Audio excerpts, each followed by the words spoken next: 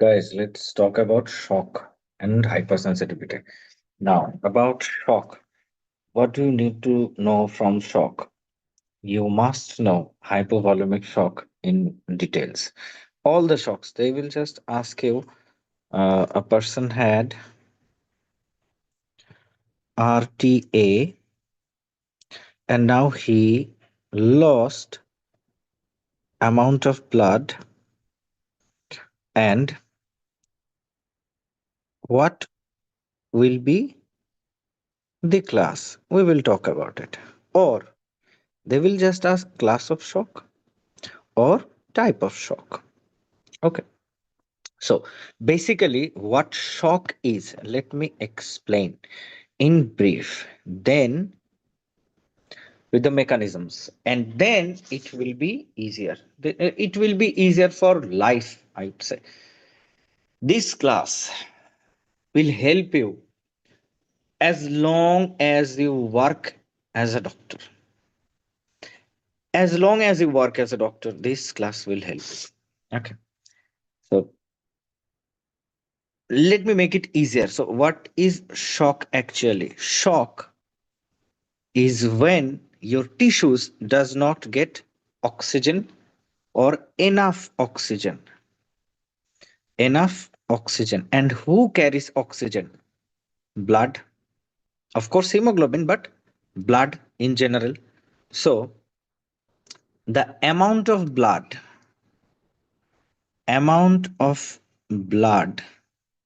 a tissue should be receiving,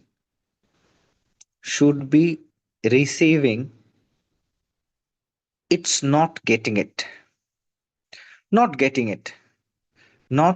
getting the blood. Okay. And amount of blood, we say it's perfusion. Simple. Quantity, amount is quantity of blood, so perfusion by q, perfusion or q. So tissues are not getting blood, and blood carries oxygen. That means tissues are not getting oxygen, so they are hypoperfused because they are not getting blood or enough blood. They are not getting blood. So they are hypoperfused. And as they are hypoperfused, they are not getting blood. That means they are not getting oxygen too. So they are hypoxic, not enough oxygen. So when one tissue is hypoxic and hypoperfused, of course, hypoperfusion is the cause. Hypoperfusion, one tissue is hypoxic due to how hypoperfusion, it will not get oxygen, no O2. So it will start anaerobic metabolism. Anaerobic metabolism will produce lactic acid, and that tissue inside pH will go down and it will be acidic inside.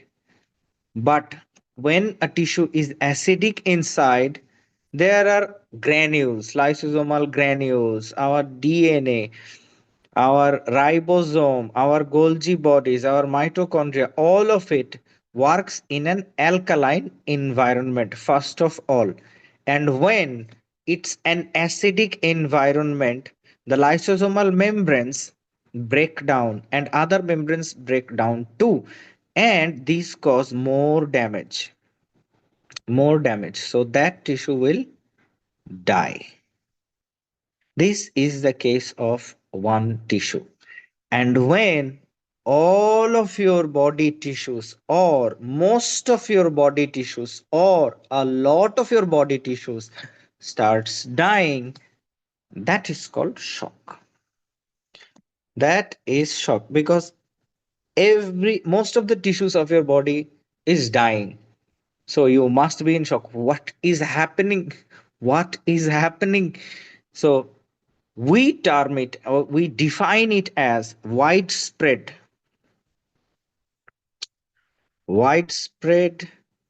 hypovolemic perfusion of tissue.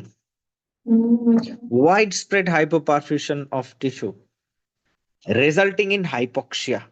You don't need the definition. They will just ask the mechanism resulting in hypoxia. Okay. Now, let me define the shock. So, the definition of shock is widespread hypoperfusion of tissue. That means your tissues are hypoperfused, and that's why they are hypoxic and they are dying. That's the basic thing of shock.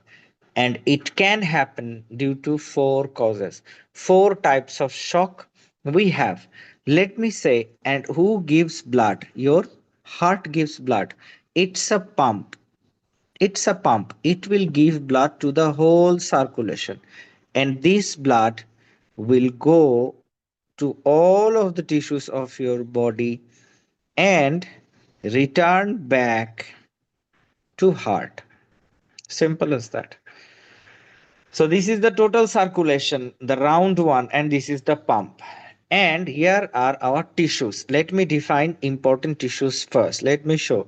Let's say brain, heart itself, lungs. Then we have GIT. Then we have kidney. Then we have our largest organ, skin. Okay.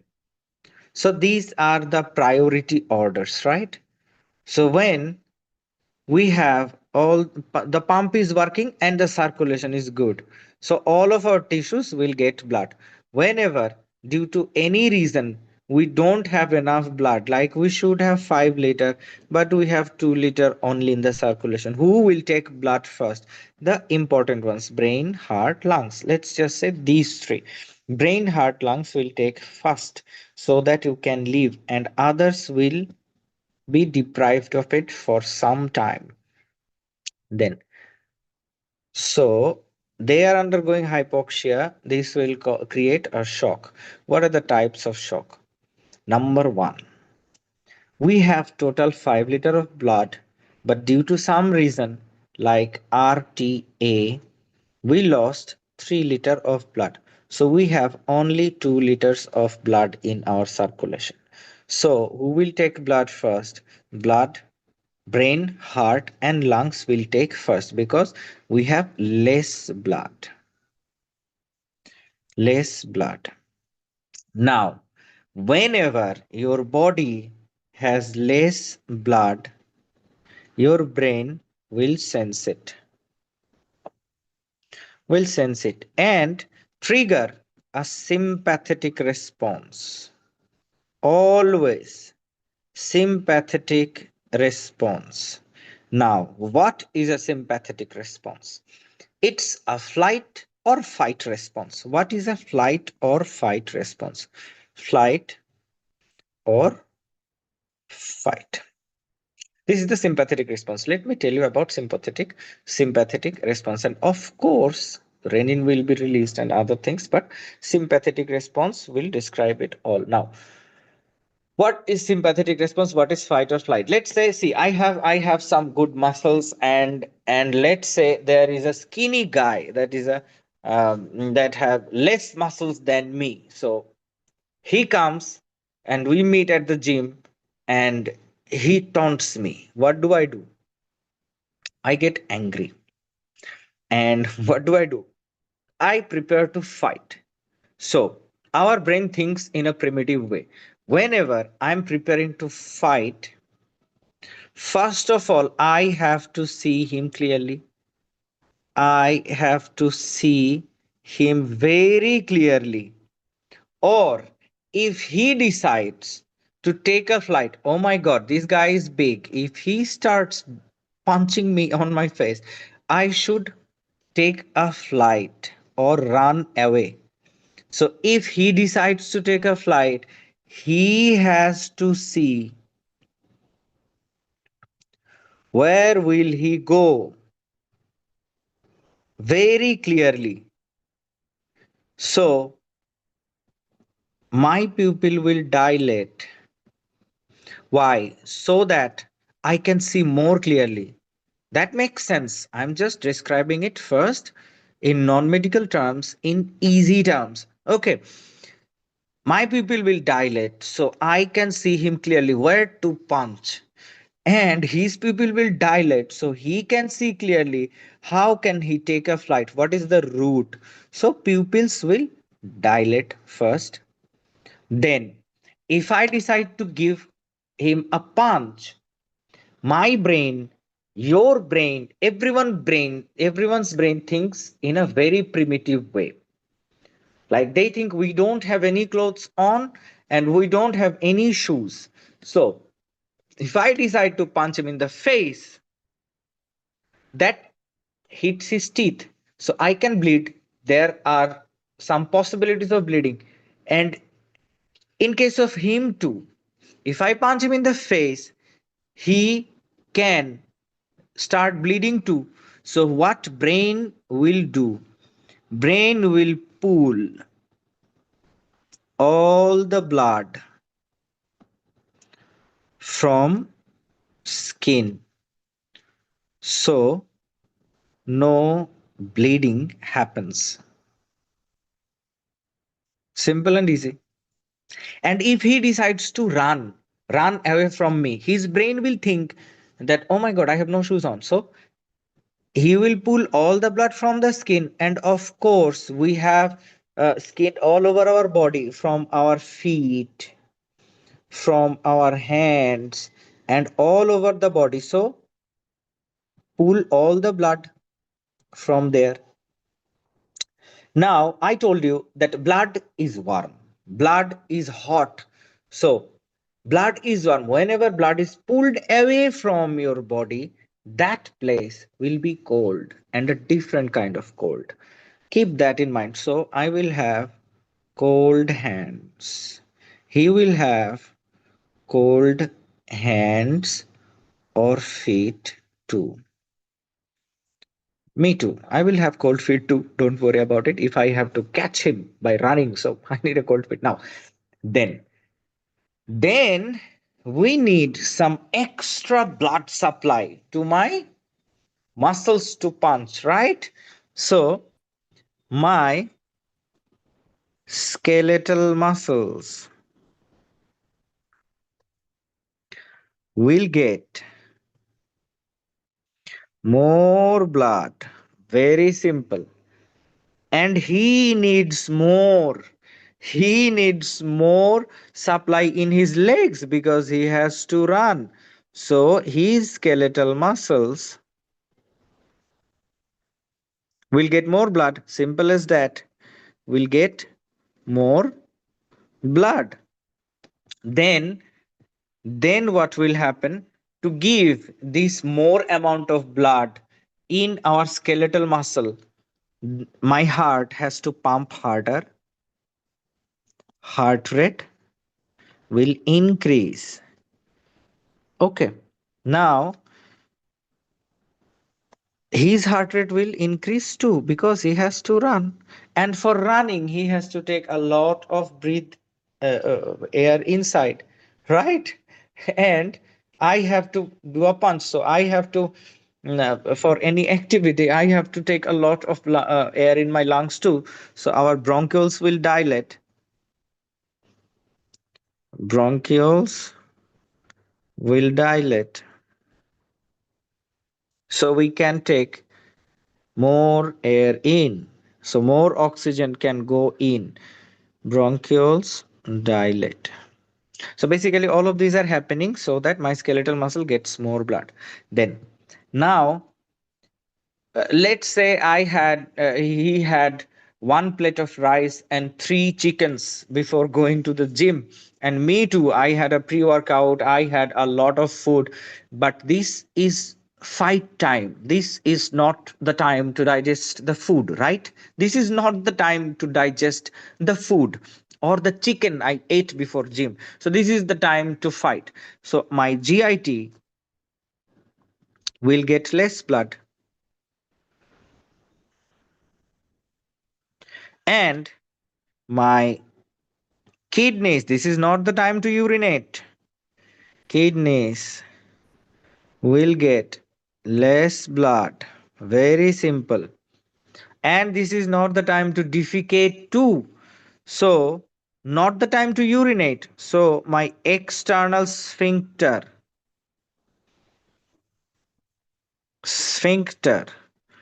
of both anus and urethra will tighten. Simple, will be tight. So, this is not the time to urinate, or this is not the time to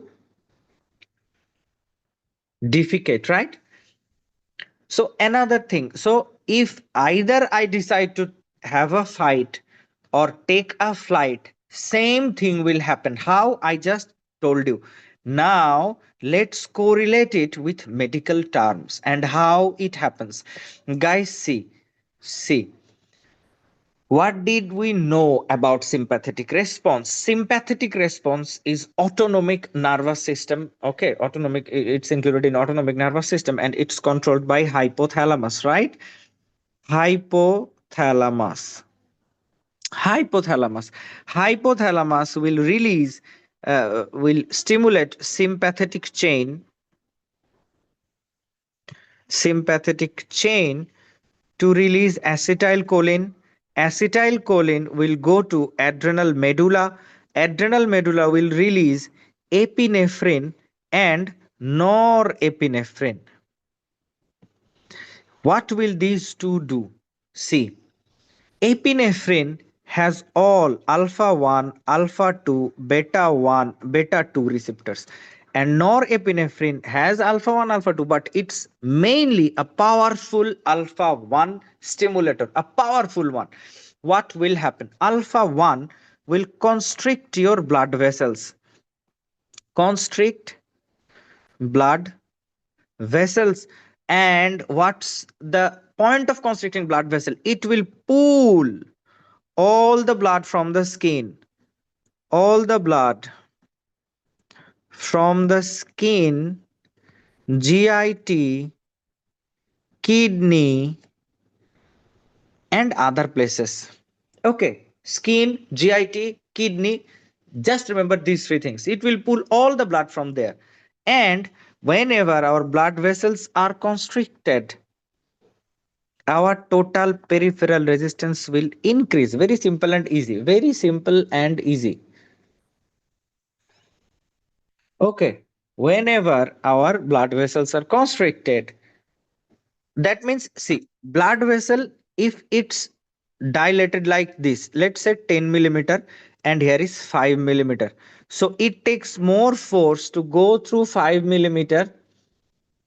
It takes more uh, resistance. So 5 millimeter will give more resistance and 10 millimeter will give less resistance. Very simple. So total peripheral resistance will increase due to constriction of blood vessels, widespread constriction. Then alpha 2.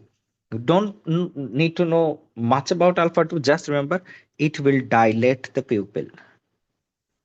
Dilate pupil. Then beta 1. What did I say? I need, or the person who is running, he needs more blood in skeletal muscle, more blood in skeletal muscle. So it will dilate skeletal muscle blood vessels. Very simple. And it will increase heart rate. Very easy. And beta 2, it will increase, beta 2 will increase your, no, not increase, dilate is the proper word. Dilate your bronchioles. Now you know what happens and how it happens in simple terms in sympathetic nervous system. So in sympathetic nervous system, you will have these four main changes.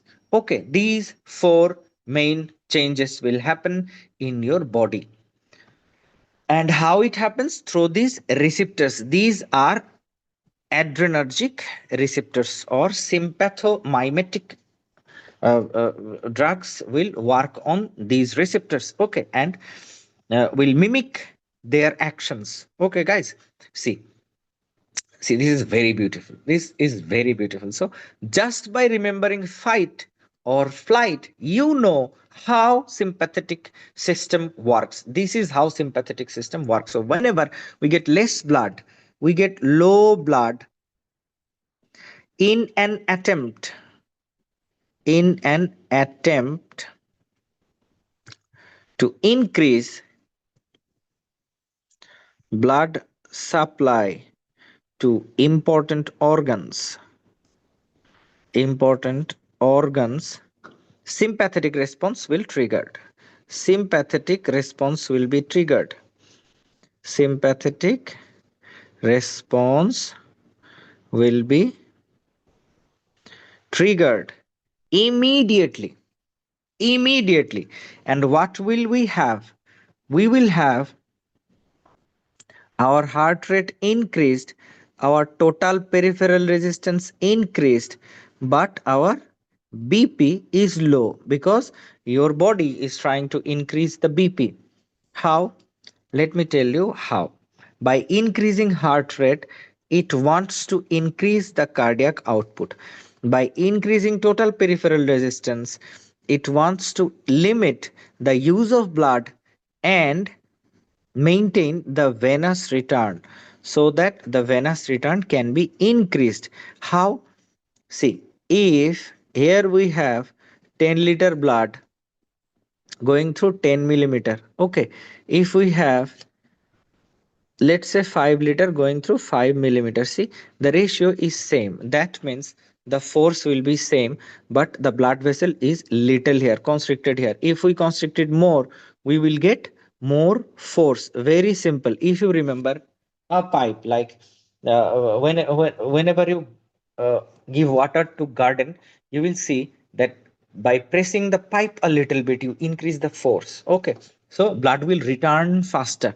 This is called hyperdynamic circulation. You don't need it right now, or in exam you will not be needing it. Just know that by increasing total peripheral resistance, we can increase cardiac output. Very simple and easy. Okay, so this is the fight or flight response. Now let me conclude it. So whenever we get, let's say, 2-liter blood, so will trigger hypothalamus will trigger sympathetic response, and we will have, why, because we have BP low. As we have low BP, what will happen? Our tissues will undergo hypoperfusion, and in an attempt to restore the BP, sympathetic response will be triggered, and sympathetic response will be triggered by hypothalamus. It will uh, instruct sympathetic chain to release acetylcholine. Acetylcholine will go to adrenal medulla. Medulla will release epinephrine and norepinephrine. Now we will have four receptors: alpha 1, alpha 2, beta 1, beta 2. Alpha 1 will increase the total peripheral resistance, that will increase the venous return, that will increase or maintain the venous return. So main cause here is increasing total peripheral resistance. That will increase the venous return, and that will increase the end diastolic volume of our left ventricle. And we told you that end diastolic volume is the preload. End diastolic volume is equal to preload. That will increase the preload of left ventricle, and that will increase the cardiac output if possible. Okay, this is the mechanism. This is how it tries to increase the BP. So BP can be increased again by beta 1. By increasing heart rate, it wants to increase the cardiac output and increase the BP. This is the two mechanism it wants to restore the BP. So anytime we have hypovolemia, this will happen. Anytime we have hypovolemia, we have stages of shock. We don't need that. This is we must say the primary stage. Later what happens? See, we don't need it. We don't need it. We will be it will be more complicated and we will forget important things. So not needed. Just remember this portion from hypovolemic shock, how it happens and what happens there. Then whenever, if we say we have enough volume, no blood loss happened, we have 5 liter, we have 5 liter, but the pump has failed, pump failed. Who is our pump? The heart. So we will call it cardiogenic shock. Cardiogenic shock. So if we have, okay, I'll tell you later. Okay, if the pump has failed, so we have to give a drug so the pump works.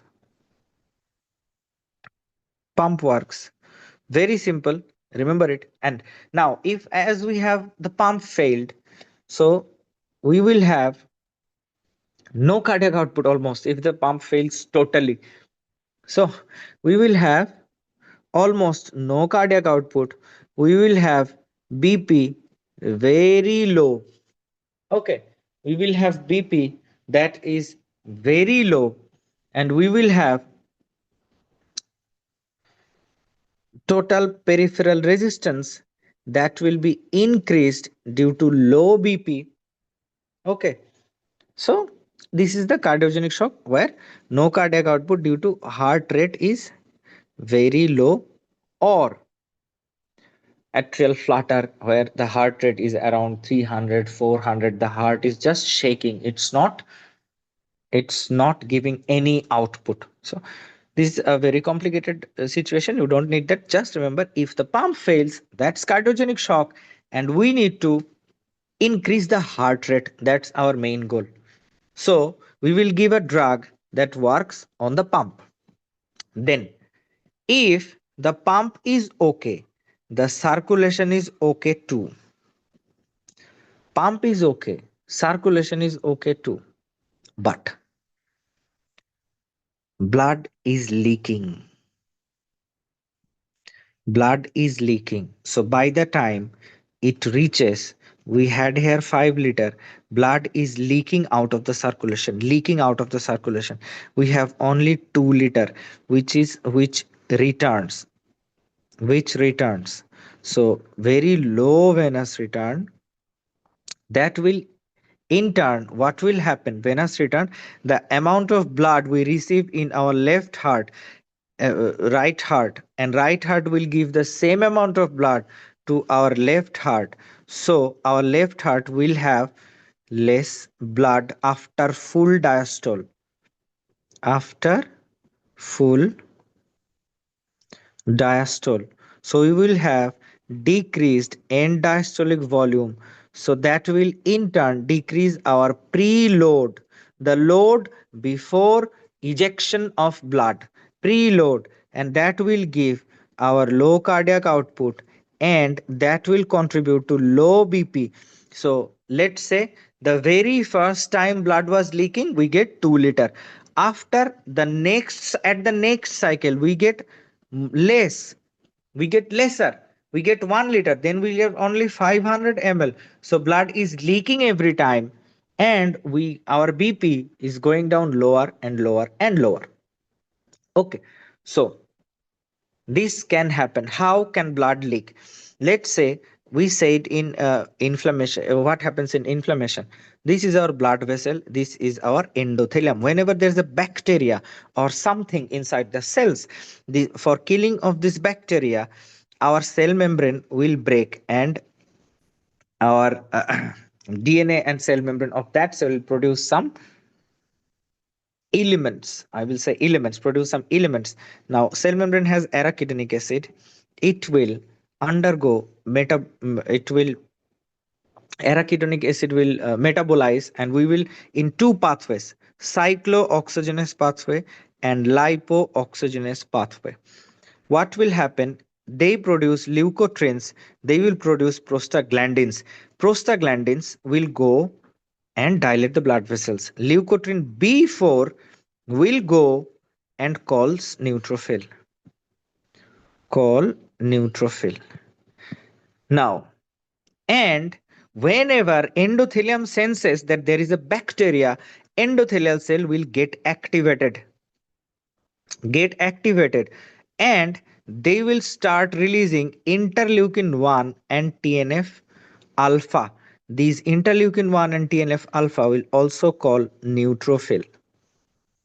Now, this neutrophil comes near endothelium, but how will it go to tissue?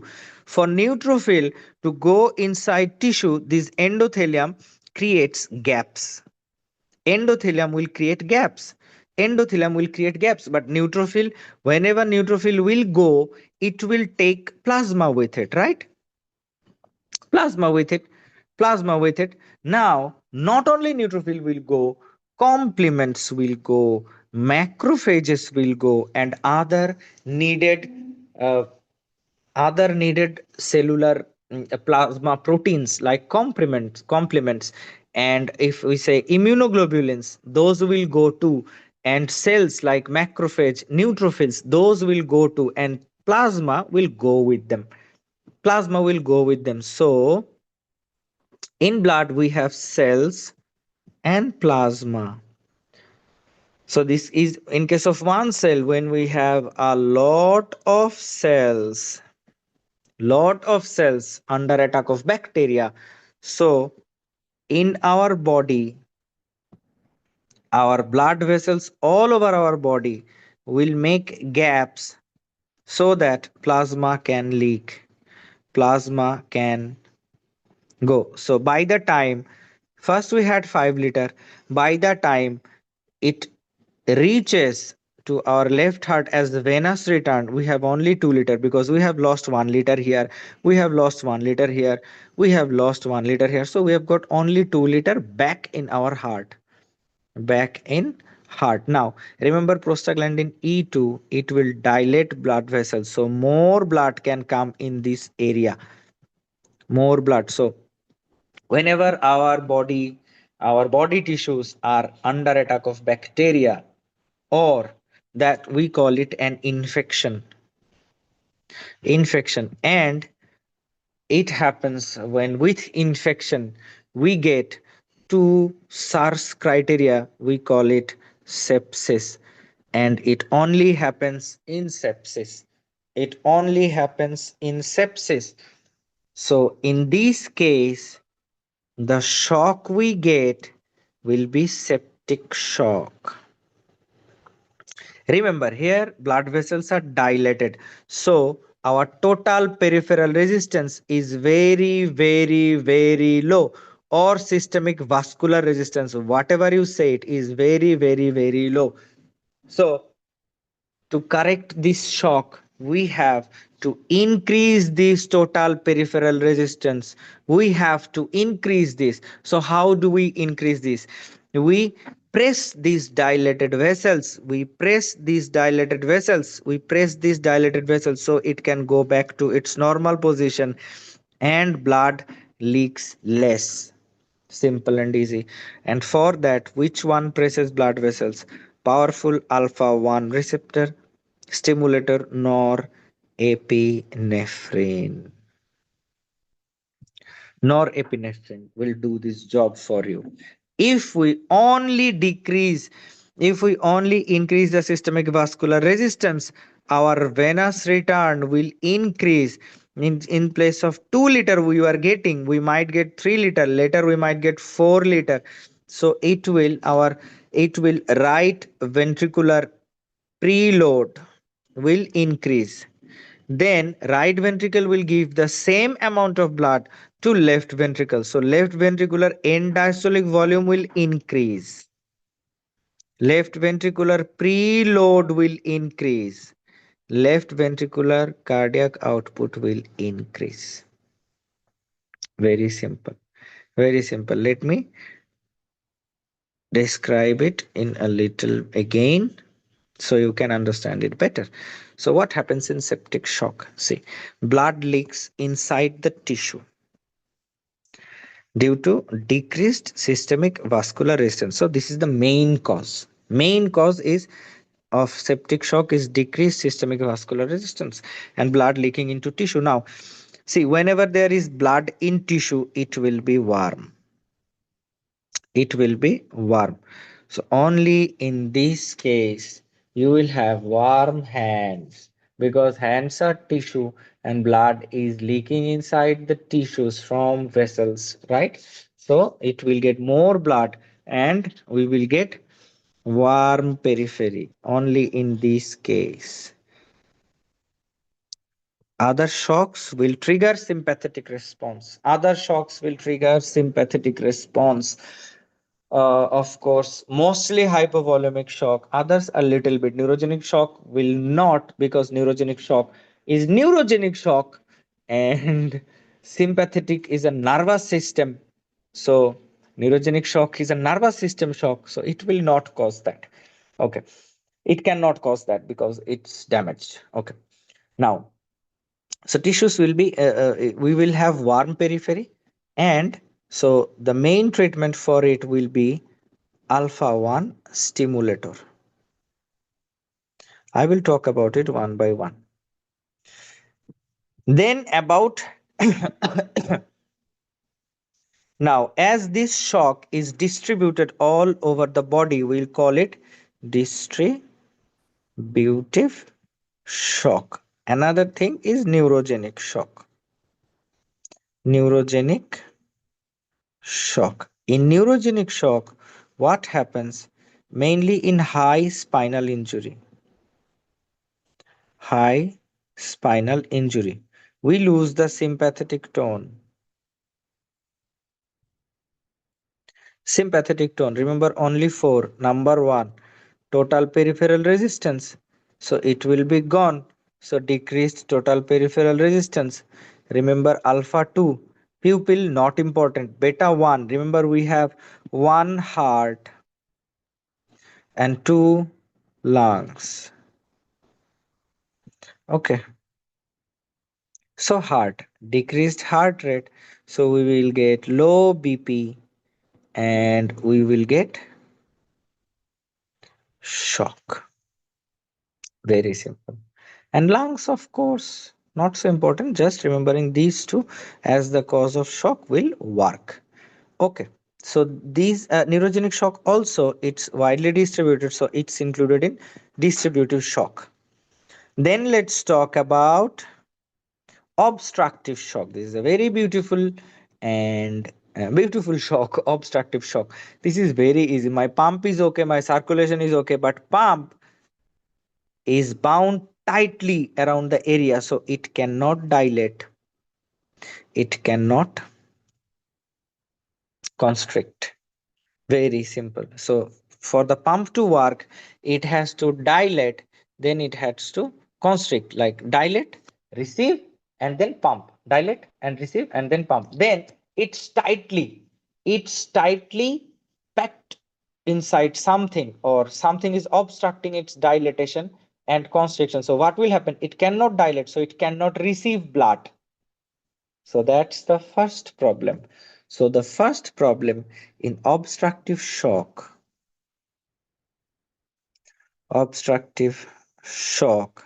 is decreased end diastolic volume of right ventricle, and the amount of blood it receives it will go give to left ventricle same amount, so decreased end diastolic volume. Okay, so it cannot feel properly, so decreased feeling of right ventricle is the main reason. And as end diastolic volume has increased, as we said, that heart will dilate, receive blood, and at the end of dilatation, the amount of blood it receives It will be end diastolic volume, and ideally speaking, it will give all the blood throughout the body. So it will be the preload, it will be same, and ideally speaking no blood will be lost, so it will be same as cardiac output. So cardiac output will, if end diastolic volume decreased, preload will be decreased, cardiac will, output will be decreased too. So our BP will go down and we will call it shock. In medical terms, shock when the systolic blood pressure is less than 90 millimeter mercury even after two boluses. That will be termed as shock. So obstructive shock will cause this. And what's the reason? If water gets accumulated inside your pericardial cavity, so it will not let the heart to dilate. Or if blood accumulates inside the pericardial cavity, that is hemopericardium, or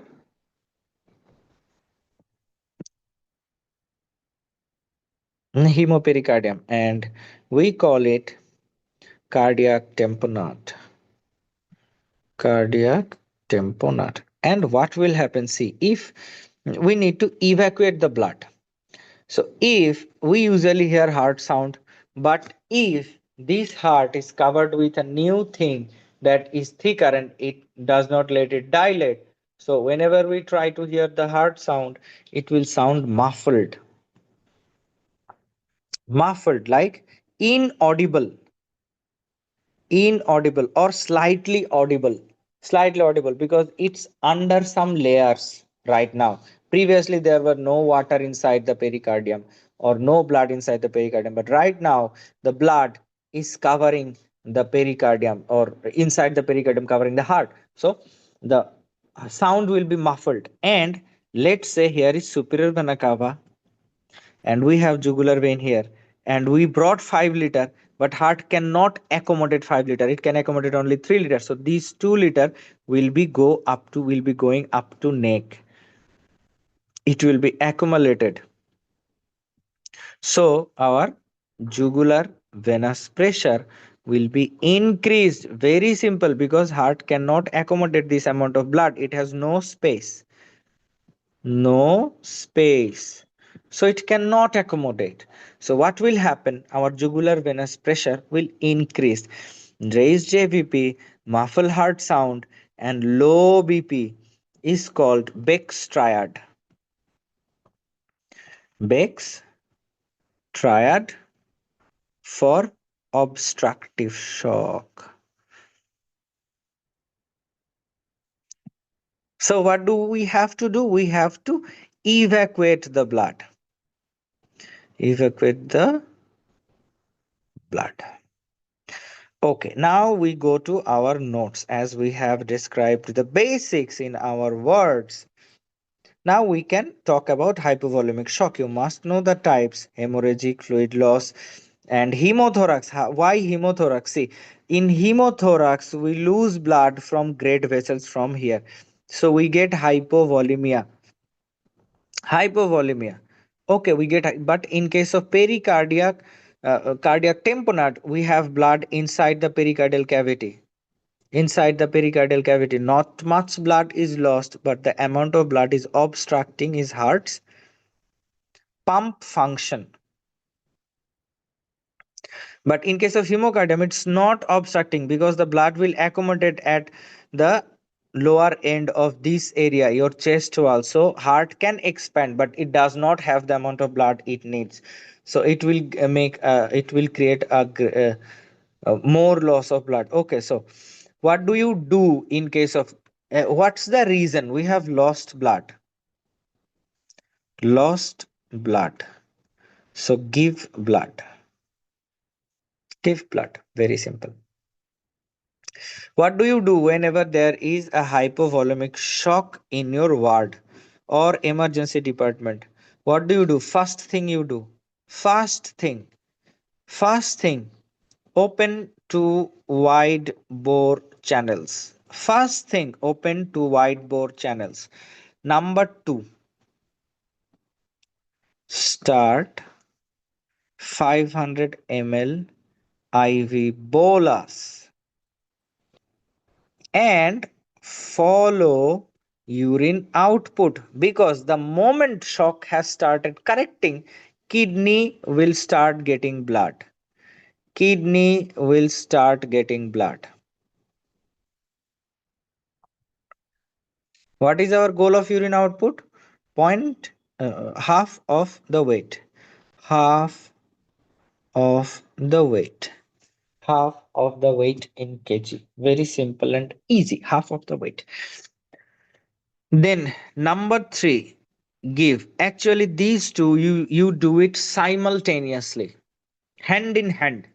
You give 500 ml IV bolus, bolus, not 1 liter blood, 2 liter blood running. No, 500 ml IV bolus, because this person, this is an RTA patient. This person can have circulatory overload due to cardiac failure, right? This person can have an MI due to the accident, right? We don't know that. So give 500 ml IV bolus and follow urine output, and give one bag O negative blood. Remember, one bag. Remember, one bag. If they give you two bags, three bags, that will not be an option. That will not be an option. So most of the time you will get this option in your exam. Most of the time you will get this option in your exam as the right option. Okay. Always look for this. If you don't, see for one bag only O negative blood. Then we have cardiogenic shock. We all know MI, arrhythmia, cardiomyopathy, where the heart itself is in problem. Heart itself can not work. Heart itself cannot work. Heart itself cannot work. So it's intrinsic problem of the heart. And what we'll do, we will increase the heart rate. Most of the time we use dobutamine, selective beta 1 receptor agonist. Selective beta 1 receptor agonist. It has beta 2 actions too, and beta 2 will dilate skeletal muscle blood vessels, and that can reduce some BP too. That can reduce some BP. Remember, everything I tell you is important for exam. Every single word. There is no word I will use that will not come in your exam, and there is no word I will use that will be unnecessary. I have filtered out all the unnecessary things from my lecture, from my mouth, from my word, and everything. Remember, everything I tell you is important and will come in your exam. Will come in your exam. Don't miss any from it. After that, because I am seeing all my candidates in September 2 and in January 2, I have told them everything, explained them everything, and now they're asking, can you explain it, please? Can you explain it? What the fuck, man? I explained it you. I explained it to you way earlier than everyone, and then again I'm explaining it to you. Then again to someone else again. To do the classes, man.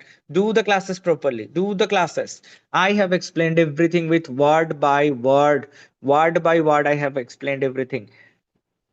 Now, then let's say septic shock. We all know septic shock. We all know. It's a distributive kind of shock, neurogenic shock, anaphylactic shock, all of this. We use norepinephrine, powerful alpha 1 stimulator. And neurogenic shock, actually, it resolves spontaneously and then doesn't ask much any question from it. Don't worry about it. Then obstructive shock, guys. Tension pneumothorax can cause obstruction. Tension pneumothorax can cause obstruction. Remember, shifted trachea. Just remember, shifted trachea. Shifted trachea. Now, see, actually, they don't tell you to diagnose tension pneumothorax or what kind of shock it is. What they say, a person came to you with pneumothorax. Just remember what I say. Then you intubate the patient, and then BP falls. What happened? Or you did a CV line, then BP falls. What happened? Remember, it's a tension pneumothorax. How and why? See, in tension pneumothorax, we already have a tension. Lung is pushed away, trachea is pushed away, and heart in between has been pushed away too. Now, if you intubate this patient with a tension pneumothorax, what will happen? You will inflate the lungs more, and heart will get lesser space. Lesser space. It cannot dilate, it cannot receive blood, and it cannot increase the cardiac output. So we will get a low BP, which will go and develop in shock. That is systolic blood pressure less than 90 millimeter mercury, even after giving 2-3 boluses. And then cardiac tamponade. I have told you, just remember cardiac tamponade. Just remember cardiac tamponade from here. Raised JVP, muffled heart sound, hypotension. Simple and easy. What do you need to do? You evacuate the blood. Evacuate the blood. These are your jobs. Now, classification of shock. Very, very important. Very, very important. What will they tell you? They will tell you about two questions. They will give you some parameters and tell you how much blood is lost. How much blood is lost? Blood is lost. See, they will give you 3 to 4 parameters.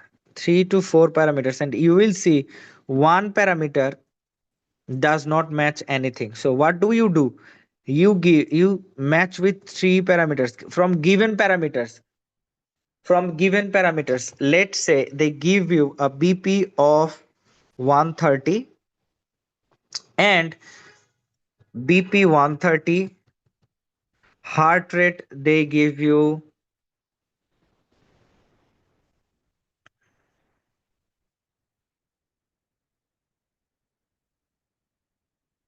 120,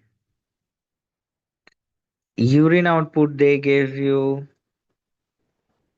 25, respiratory rate they give you 25. Now see, his BP is 130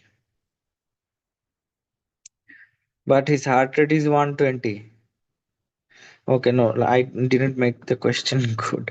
Okay, let me explain you a little further. Let's say they gave you a heart rate of 70, BP, urine output, respiratory rate, and mental status. See, they gave you a heart rate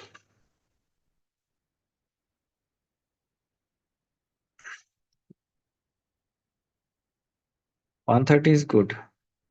What I told you basically, heart rate they gave you 130, but BP they gave you 80, 25, 25. BP, respiratory rate, urine output. What I want to tell you that, see, his heart rate goes to class 4, but others are in class 3. So what do you do now? You choose on the basis of the most criteria met. Most criteria met. See, 3 criteria has met. 3 criteria is of class 3 shock, and 1 criteria is of class 4. Class 4. So what do? You choose class 3. Okay. That's the accepted and well developed tactic, because they do this. They do this, and most of the time it works. And mix, and always remember mental status: normal, anxious, confused, or lethargic. If any of that matches, just select that type. It will not be wrong at all. If any of the mental status, it will not betray you. Mental status will not betray you. Others can, heart rate, BP, they can betray you, but mental status will never betray you. So always remember mental status. And always remember class 4 shock, we start massive transfusion protocol.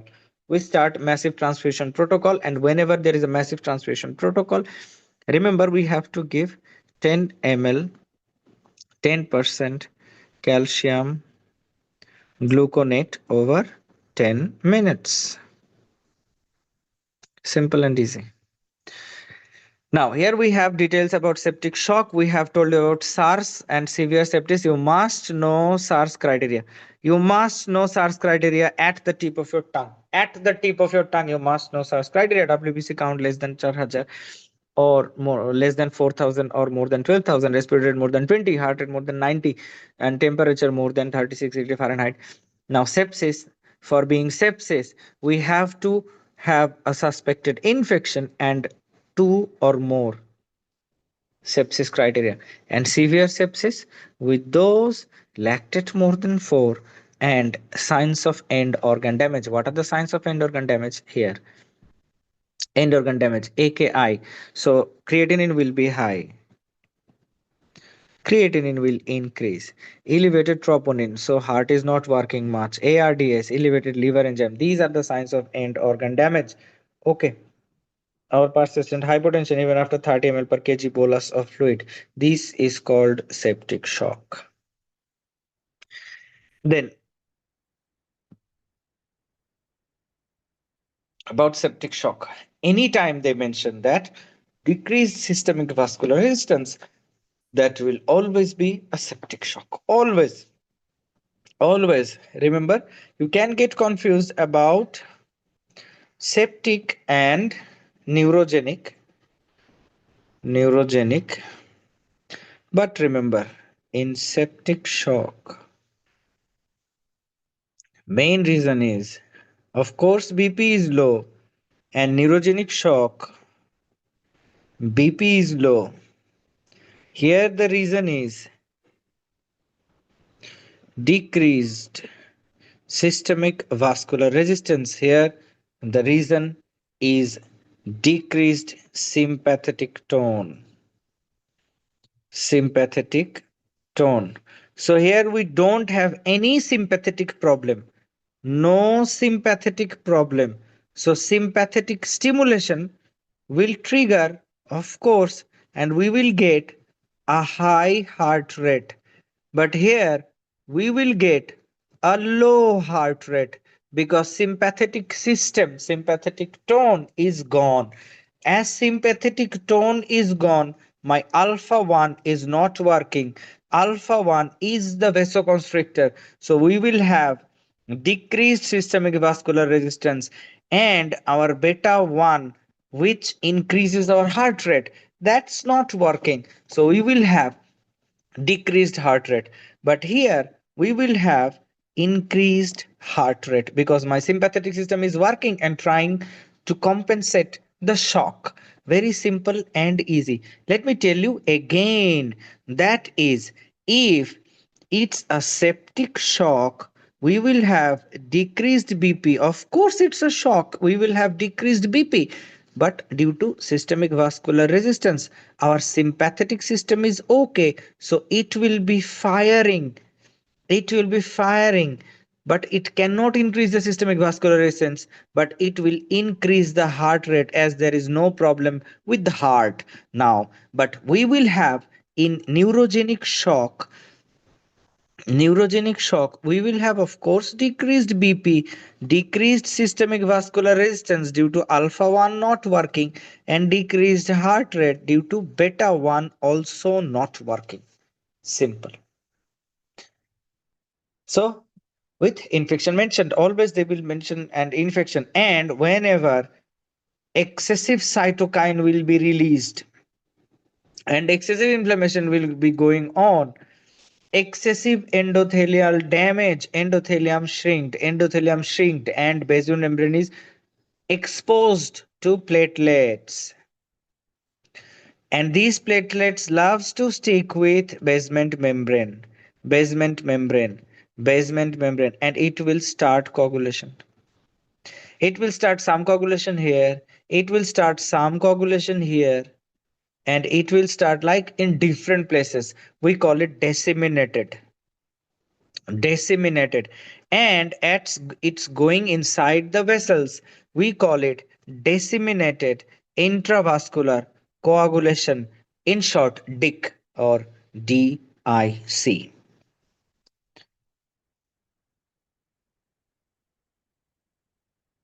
So we call it disseminated intravascular coagulation. And what will we have? We are seeing a lot of coagulation going. All the platelets are sticking here, platelets are sticking here. So all the platelets are engaged. As all the platelets are engaged, whenever there is a minor cut or prick or needle prick in that patient, what will happen? He will start bleeding, and we will have no platelet to stop the bleeding. No platelet, because all the platelets are engaged here and there. We'll have no platelet, so it will bleeding time will be increased. Okay. Now now guys, see, this is called coagulation. They will not ask you, just came coagulation induced coagulopathy. We can say it in disseminated intravascular coagulation. Now see, as these platelets are sticked here, it will make fibrin. Okay. And we have some healthy endothelium too. Here and there, these fibrin can travel to other areas, and they will be broken by plasmins, and plasmins will produce fibrin degradation products. Fibrin degradation products. Plasmins will produce fibrin degradation products. Whenever there is a lot of fibrin all over your body, we will have a lot of fibrin degradation products too. Fibrin degradation products too. So this is the thing. Everything will be increased. PT, APTT, bleeding time, or whatever you say, everything will be increased. Along with that, fibrin degradation products will increase. And anytime you see a big box in MRCS part A and they say PT increased, APTT increased, and you see FDP first you see FDP. If fibrin degradation products is increased, just close your eyes and select disseminated intravascular coagulation. Even sometimes you don't even have to read the stem. Like, this is so easy. If you see fibrin degradation products increased in MRCS part A, you don't have to look at anything. Just select disseminated intravascular coagulation. That will be your answer if that was asked. Just that we have written it down. Most commonly found in surgical practice, DIC. We see it in anastomotic leaks, contaminated bowel perforation. We get septic shock from these things. Septic shock from these things. And what do we do?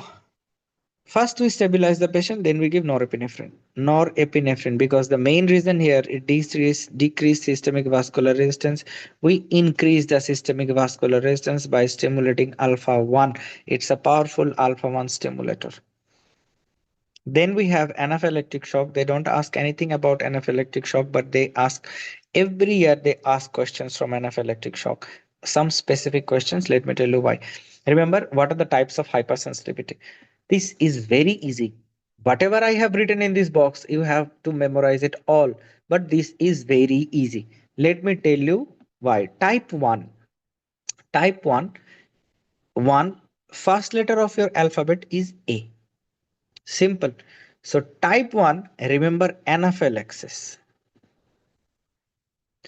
Anaphylaxis. What is anaphylaxis?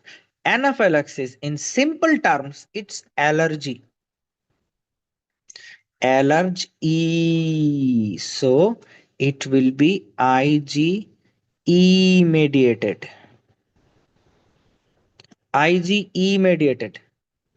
Very simple. Now, allergy to peanuts or pollen. Simple. Just remember this word, allergy. Allergy to peanuts or pollen. So it will be IgE mediated. It will be IgE mediated. And remember, what are the main players of anaphylaxis? IgE, IgE, and histamine. Histamine. Okay, now remember mast cell,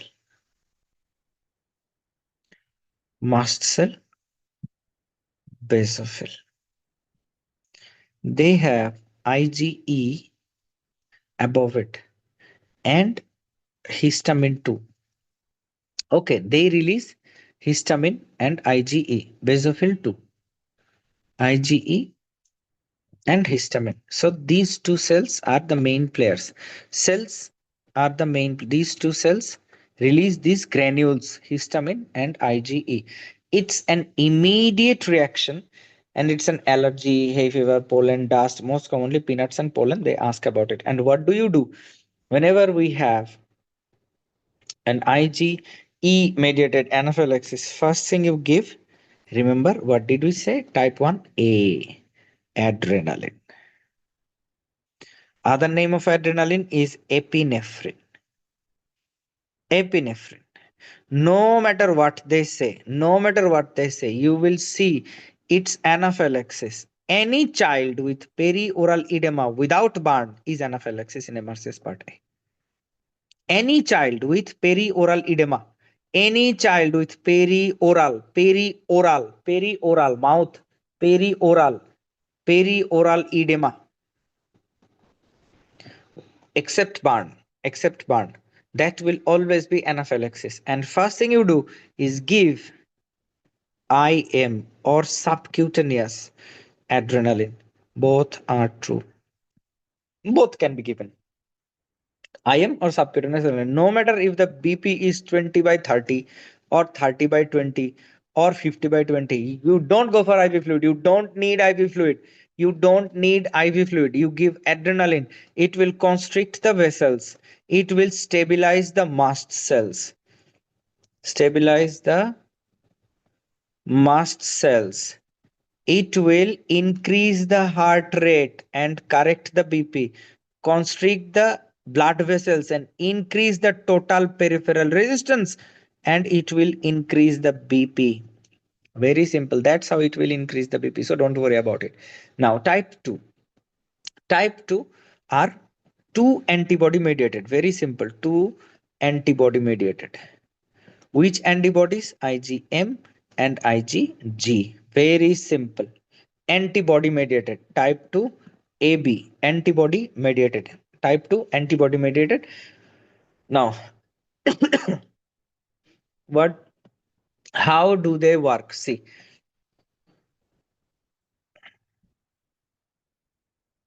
just one example you have to remember. That is these three words, mismatched blood transfusion. Okay, mismatched blood transfusion. What happens in mismatched blood transfusion? Let's say I am O positive and you give me B positive blood. Now this B positive is an antigen which is not recognized by my body, not recognized by my complements. What are complements? Complements are proteins produced by liver, and complements are proteins produced by liver, and that's roaming around blood. It's roaming around blood to see if there are any foreign molecule or threat inside your body. So whenever this B positive comes in our body, what do? They are catched by complement C. And what does complement do? Complement does three things. Complement does, we have a lot of complements like 20. Just remember the ones I tell you. What do? They do three things. First of all, they can season this antigen. Season means uh, give some salt and other things to make it tasty to eat. We call it opsonization. opsonization, and give it to macrophage. Complement does, generally complement does these three things. Or it can bind to FC portion of antibody, that is called antibody mediated cleaning, uh, killing antibody, that is FC portion of antibody, and kill it with antibody. Or it can make C 6, 7, 8, 9, that is called membrane attack complex, and kill it. We'll talk about it in pathology. Here it bind to antibody. In this case, it will be IgM or IgG, and kill it with that antibody. Very simple. So, mismatched blood transfusion is the example, and it takes days. Then type 3, we all know it's always IgG, immune complex deposition on cells. That means there will be an antigen antibody complex fighting inside blood, and that will damage some good cells or normal cells which have no connection with those antigens or antibodies. It will just it were just fighting, and it will cause collateral damage. And examples will be SLE, reactive arthritis, rheumatoid arthritis, damaging our joints. Okay. uh, and it takes weeks. And most commonly given is type 1 and type 4. What is type 4? They will tell you a person was using latex gloves for 4 years, 5 years, but now he has got rash. So that's always T cell mediated, and that's a delayed hypersensitivity or type 4 hypersensitivity. Contact dermatitis. Contact dermatitis or latex allergy. Most of the time they give latex allergy. Just remember the things I told you. Other than that, nothing is important, nothing will come in your exam. Okay, so basically what happens, type 1 in type 1, antibody is attacking a foreign body in a specific place. Okay, here antibody is attacking a cell. Here antibody is attacking an antigen that is depositing on a healthy cell. Healthy cell. And here what happens? No antibody is here, but cell itself is destroying other cells. Destroying another cell. These are mainly four types. Sometimes they consider type 5. 5 in Roman, we write it like this. Remember, Graves' disease and myasthenia gravis. Very simple. Type 1 hypersensitivity. You don't need to know the dose. You don't need to know the dose. Just remember what to give. Then remember synthesis of adrenaline. Always do not forget it. Do not forget it. For God's sake, guys, do not forget it. Remember tyrosine. From tyrosine we get dopa. From dopa we get dopamine. From dopamine we get noradrenaline, and we get adrenaline. Remember, dopamine is the precursor of isoproterenol 2. Precursor of isoproterenol. That's a synthetic um, adrenergic drug. Just remember it. Then cardiogenic shock, we all know, just give a reading. They don't ask anything. Neurogenic shock, just give a reading. Whatever I told you is enough, will be enough. Then whatever I told you, just written it down. All you have to do is to remember systemic vascular resistance. Other things you don't need to know. Cardiac output, you can, not important. Guys, here we have attached difference between spinal shock and neurogenic shock, just give a reading. Just give a reading. They give you a question about recovery of spinal shock. Okay, you just need to remember it like this. The ones we written here. Okay, whenever a spinal shock is completed, the last reflex to go is plantar reflex. Okay, last reflex to go is plantar reflex. And whenever a spinal shock is resolving, the first reflex to return is bulbocavernous reflex. It was thought previously that bulbocavernous reflex returns first, but these days, new studies say that delayed plantar reflex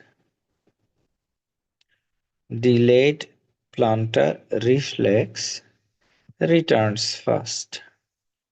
So, whichever you get in your option, either this or this, you will not get both. Don't worry. You will not get both. They are not mad. You will not get both. Either one will be in your option and you just choose that. Okay, for ABG, we have our short class and people I had students previously who passed and they just copied the way I told it with word by word, and actually I feel flattered that I'm doing good and people are copying me. So we have a class for ABG in YouTube. It's free and we will give you the link. It's just a short 15 minutes video and you will know you will know that how easily you can uh, with our three-step approach, how easily how to solve this ABG. If you don't do classes, guys, if you ask me the same questions again and again, I will not answer anymore. You are not doing, you are new, you are from April, but in January batch, I'm facing it really bad. Like in last batches in September, they were not like this. But in January, people, they maybe they didn't do the classes properly and they're asking the same question, same question, same question. That's not my fault you didn't do the classes, right? I try my best, but it's not possible to. Okay, just remember these points. Very important points taken from previous questions. Taken from previous questions. First, you see the ABG class, then from previous questions. Simple, easy, three-step approach. It's in Bangla, but we will provide one in English too. Okay, and we have written it down the steps. It's very easy, very easy. First study it, then we will give you a short video. Thank you, guys. That's how our shock and hypersensitivity classes end. Thank you.